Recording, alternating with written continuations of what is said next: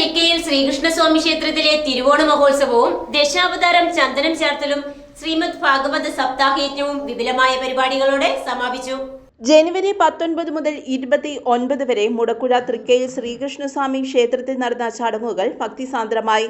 സമാപന ദിവസമായ ബുധനാഴ്ച വൈകിട്ട് 5 മുതൽ അവതാര ദർശനവും സർവശ്രീ പരക്കാട് തങ്കപ്പൻമാരാറിന്റെ നേതൃത്വത്തിൽ പഞ്ചവാദ്യത്തിന്റെ അകമ്പടിയോടെ ദീപാരാധനയും തുടർന്ന് ഗാനമേളയും നടന്നു.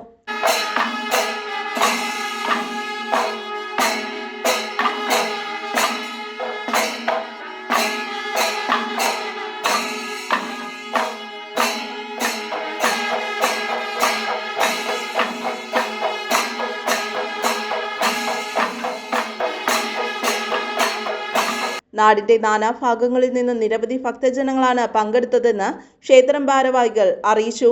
ഇതിന് 19-ാം തീയതി മുതൽ 29-ാം തീയതി വരെ 19-ാം തീയതി നമ്മുടെ ക്ഷേത്രം തന്ത്രി രാമൻ നമ്പൂതിരി പത്രിദീപം കൊളുത്തി നമ്മുടെ മുൻ ശബരിമല ഗുരുവായൂർ മേൽശാന്തി എഴിക്കോടും അതോടെ ഭാഗവതവംശമാർ അഡ്വക്കേറ്റ് രാമദാസും കൂടെ അനുഗ്രഹ പ്രഭാഷണം നടത്തി.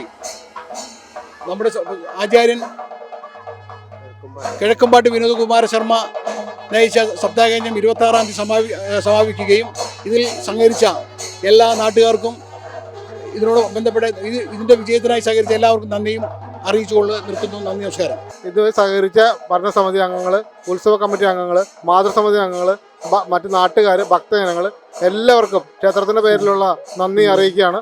നന്ദി, നമസ്കാരം. News bureau, Mudakkuzha.